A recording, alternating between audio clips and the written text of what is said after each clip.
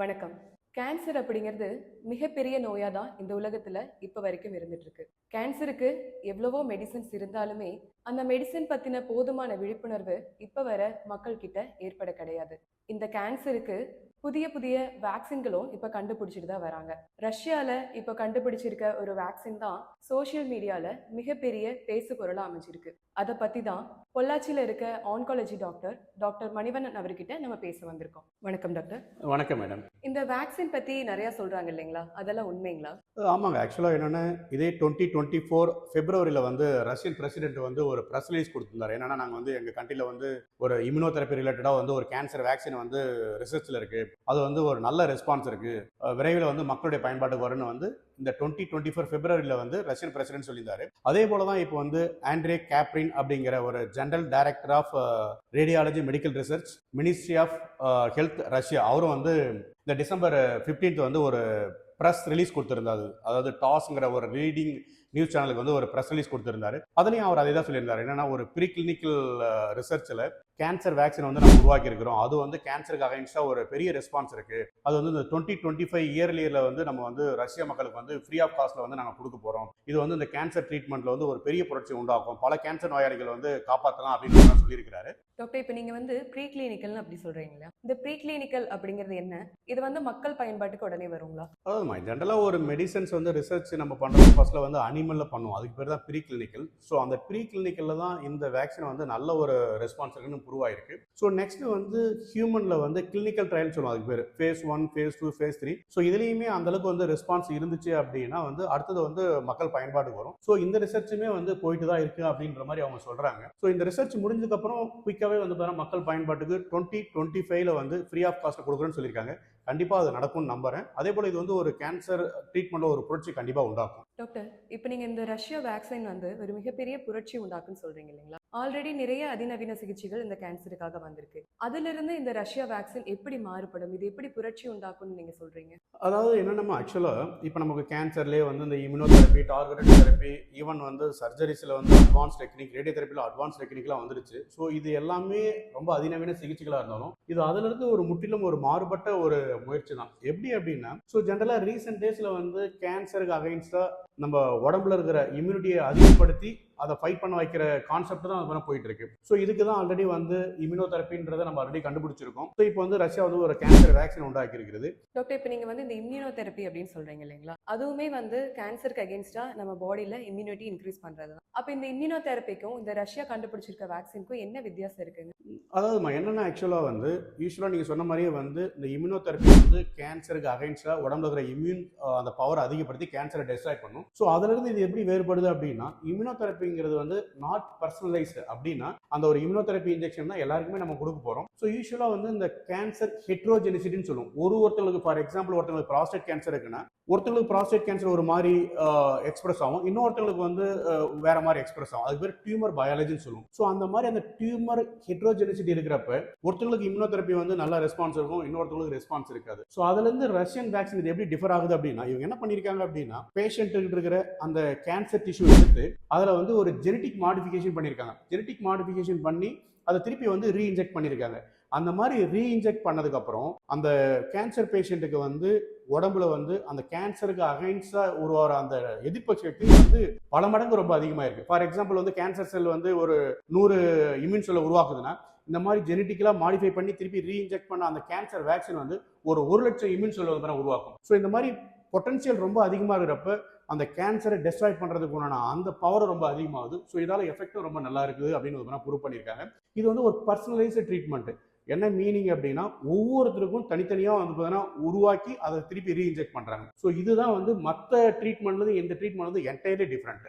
Doctor, இப்போ நீங்க இது வந்து ஒரு பர்சனலைஸ்டு ட்ரீட்மெண்ட் சொல்றீங்க இல்லையா? செல் எடுத்து ஜெனடிக் சேஞ்சஸ் பண்ணி அதுலேருந்து வந்து மெடிசன் கிரியேட் பண்றாங்கன்னு சொல்றீங்க. இந்த மாதிரி இருக்கும்போது இது ஈஸியா மார்க்கெட்ல பயன்பாட்டுக்கு வந்துருங்களா?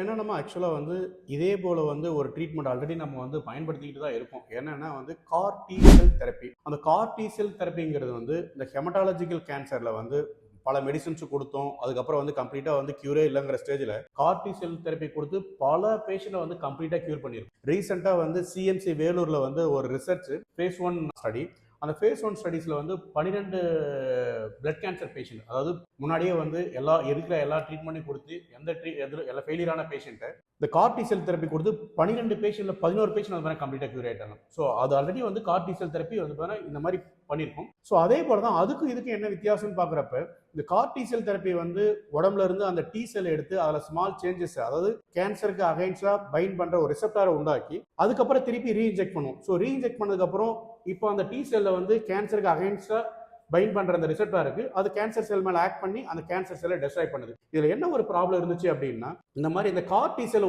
உருவாக்குறதுக்கான டைம் வந்து ஒரு 20 நாள் தேவைப்பட்டுச்சு. ஸோ இப்போ ரீசெண்டாக அதை 10 டேஸாக அது குறைச்சிருக்கும். ஸோ ஒருத்தவங்களுக்கு வந்து அந்த டி செல்லை எடுத்து வெளியில சேஞ்சஸ் பண்ணி திருப்பி நம்ம அவங்களுக்கு வந்து திருப்பி ரீஇன்ஜெக்ட் பண்றதுக்கான டைம் வந்து இப்போ 10 டேஸாக குறைஞ்சிருக்கு. அதே போல வந்து இதனுடைய காஸ்ட் வந்து இனிஷியல் வந்து ஒரு 1 crore கிட்ட இருந்துச்சு. இப்போ ரீசெண்டாக நம்ம இந்தியாவிலே வந்து இம்யூன் ஹீல் அப்படிங்கிற 2 கம்பெனிஸ் வந்து இதை ரெடி பண்ணிட்டு இருக்காங்க. இப்போ வந்து ஒரு 30 lakhsல வந்து இருக்கு. ஸோ இது ரெண்டுமே இந்த கேன்சர் வேக்சின் அவங்க ஓவர் கம் பண்ணியிருக்காங்க. எப்படி அப்படின்னு பாக்குறப்ப ஸோ இது பொறுத்த வரைக்கும் வந்து பார்த்தீங்கன்னா ஒரு 1 hourல அந்த பர்சனலைஸ்டு வேக்சின் கண்டுபிடிச்சிடலாம், உருவாக்கலாம்னு சொல்லியிருக்காங்க. எப்படின்னா வந்து ஏஐ நியூரல் நெட்வொர்க் அப்படிங்கிற, இப்போ எல்லாமே உங்களுக்கு ரீசெண்ட் டேஸ்ல ஏஐ தான் எல்லாத்தையுமே ஃபியூச்சர்ல வந்து வேர்ல்டே ரூல் பண்ண போறாங்கன்னு சொல்றாங்க. ஸோ அந்த மாதிரி அந்த ஏஐ நியூரல் நெட்வொர்க் பயன்படுத்தி 1 hourல அந்த பர்சனலைஸ்டு அந்த கேன்சர் வேக்சின் வந்து பார்த்தீங்கன்னா கண்டுபிடிச்சிருக்காங்க. அதே போல இதனுடைய காஸ்ட்டுமே வந்து ரொம்ப ரொம்ப கம்மி. ஆல்மோஸ்ட் வந்து ஒரு பேஷண்ட்டுக்குமே வந்து ஒரு 2.5 lakh அந்த மாதிரி தான் ஆகும். நான் ஆல்ரெடி சொன்ன அந்த இம்யூனோதெரப்பி, இந்த கார்டிசல் தெரப்பிலாம் ரொம்ப எக்ஸ்பென்சிவா இருந்துச்சு.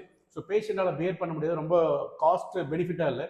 பட் இது வந்து காஸ்ட் பெனிஃபிட்டா இருக்கு, டைமும் வந்து ரொம்ப கம்மியான டைம் எடுத்துக்குது. ஸோ இந்த ஆஸ்பெக்ட்ல பாக்குறப்ப நம்ம எவ்வளவு பேஷண்ட் இருந்தாலுமே அந்த பேஷண்ட்டுக்கு எல்லாமே குயிக்கா வந்து நம்ம மார்க்கெட்ல சப்ளை பண்ற அளவுக்கு கண்டிப்பா முடியும் அப்படின்னு நினைக்கிறேன். டாக்டர், இப்போ இந்த கேன்சர் வேக்சின் அப்படின்னு சொல்லி இதை மென்ஷன் பண்றோம் இல்லைங்களா? வேக்சின் அப்படிங்கும்போது இதே கேன்சர் வந்தவங்க வராதவங்க அப்படி எல்லாருமே யூஸ் பண்ணிக்கலாங்களா? அதே மாதிரி எல்லா டைப் ஆஃப் கேன்சர் பேஷண்ட்ஸ்க்கு யூஸ் பண்ண முடியுங்களா?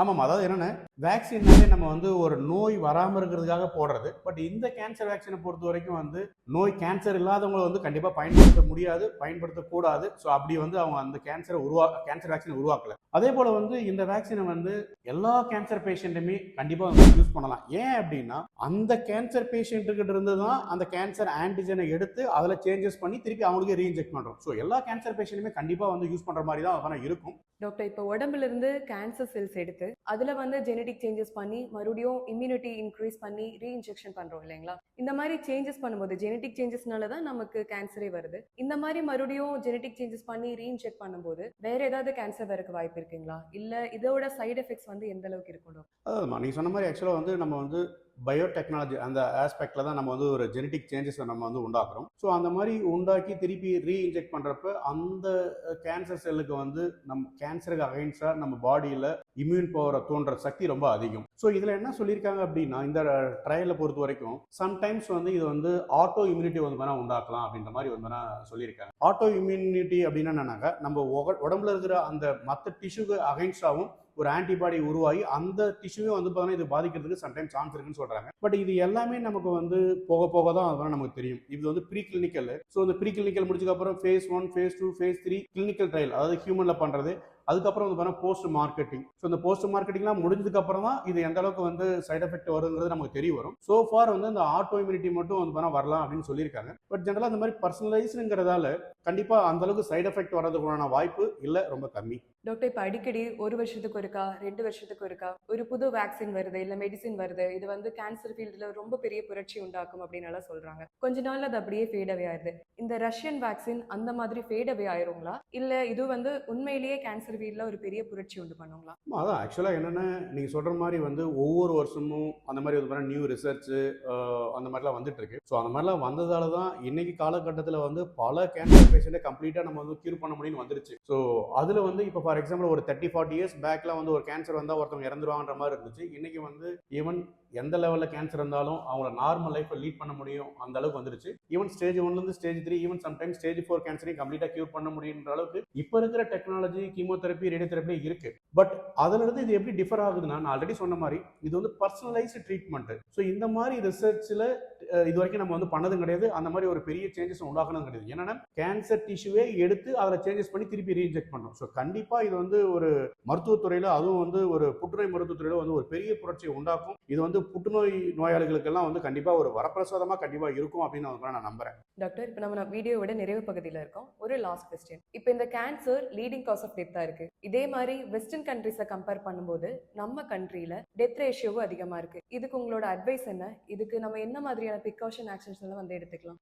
ஆக்சுவலாக நீங்கள் சொன்ன மாதிரி வந்து வேர்ல்டுலேயே இன்னைக்கு வந்து லீடிங் காஸ் ஆஃப் டெத் வந்து கேன்சர் அப்படி தான் வந்து வந்துருச்சு. ஸோ அந்தளவுக்கு கேன்சர் டெத் ரொம்ப அதிகமாகிடுச்சு. அதே போல் வெஸ்டர்ன் கண்ட்ரிஸோட நம்ம இந்தியாவில் பொறுத்த வரைக்கும் கேன்சர் டெத் ரொம்ப அந்த ப்ரொபோர்ஷன் அதிகமாக இருக்கிறான காரணம் வந்து கேன்சரை பற்றிய ஒரு கரெக்டான வந்து ஒரு அவேர்னஸ், ஒரு புரிதல் மக்கள்கிட்ட இல்லை. ஸோ இன்றைக்குமே வந்து ஒரு ஃபேமஸான ஒரு பப்மெட்டுங்கிற அந்த ரிசர்ச் ஜேர்னல் என்ன சொல்லியிருக்காங்கன்னா, இந்தியாவில் வந்து 40% கேன்சர் ட்ரீட்மெண்ட் வந்து ப்ராப்பராக பண்ணிக்கிறதுல மக்கள் நேட்டிவ் ட்ரீட்மெண்ட் போகிறாங்க, தப்பாக ட்ரீட்மெண்ட் எடுத்துக்கிறாங்க, அந்த மாதிரிலாம் சொல்கிறாங்க. ஸோ இதை மாதிரி வந்து கேன்சரை பற்றி கரெக்டான ஒரு விழிப்புணர்வை ஏற்படுத்தி கேன்சர் சிம்டத்தை வந்து ஆரம்ப ஸ்டேஜ்லேயே அவங்க மிஸ் பண்ணாமல் ஏர்லியராக டாக்டரை பார்த்து கேன்சரை கண்டுபிடிக்கணும் ஒன்று. அதே போல் வந்து லைஃப் ஸ்டைல் வந்து சேஞ்சஸ்லாம் பண்ணணும். ஸோ இந்த ஸ்மோக் அவாய்ட் பண்ணுறது, நல்ல ஹெல்த்தியாக டயட் பண்ணுறது, எக்ஸசைஸ் பண்ணுறது, நல்லா தூங்குறது, ஸ்ட்ரெஸ் இல்லாமல் லைஃப்பை லீட் பண்ணுறது. ஸோ இது அதுக்கப்புறம் வந்து கேன்சர் வேக்சின். அதே போல் இந்த ரஷ்யன் வேக்சின், இந்த கேன்சர் வேக்சினுங்கிறது கேன்சர் வந்தவங்களுக்கு ஆக்சுவலாக அது மாதிரி போடுறது. நம்ம கேன்சர் வராதவங்களுக்கு போடுறதுக்காக பல கேன்சர் வேக்சின் ரிசர்ச் லெவலில் இருக்குது. பட் புருவன்னா 2 கேன்சருக்கு மட்டும் தான் இன்னைக்கு மார்க்கெட்டில் வேக்சின் இருக்குது. ஒன்று வந்து அந்த ஃபீமேலுக்கு வர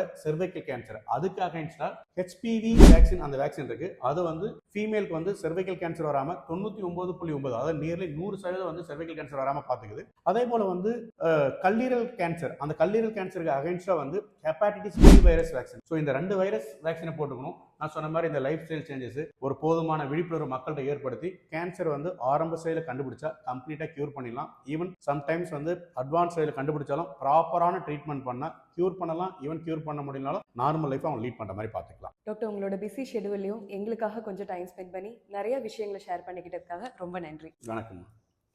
இந்த வீடியோ பார்த்துட்டு இருக்க நீங்க கூட டாக்டர் சொன்ன மாதிரியே நல்ல உணவு, உடற்பயிற்சி, நல்ல தூக்கம், ஸ்ட்ரெஸ் இல்லாத லைஃப்ல வாழுங்க. கேன்சர்ல இருந்து உங்களை செக்யூர் பண்ணிக்கோங்க. ஒருவேளை கேன்சரோட சிம்டம்ஸ் உங்களுக்கு இருந்தா கூட அதை ஏர்லியர் ஸ்டேஜ்லயே அட்ரஸ் பண்ணி நல்ல ட்ரீட்மெண்ட்டும் எடுத்துக்கோங்க. வருமன் காப்பதே சிறந்தது அப்படிங்கிற மாதிரி கேன்சர் வேக்சின்ஸை எடுத்து கேன்சர் வராம கூட நல்ல ஒரு ஹெல்த்தியான லைஃப்ல நம்ம வாழலாம். கேன்சர் வேக்சின்ஸையும் கண்டிப்பா மிஸ் பண்ணிடாதீங்க. இந்த வீடியோ பார்த்துட்டு இருக்கவங்களுக்கு ரொம்ப பயனுள்ளதா இருக்கும்னு நாங்க நம்புறோம். இந்த வீடியோவை இன்னும் நிறைய பேருக்கு ஷேர் பண்ணுங்க.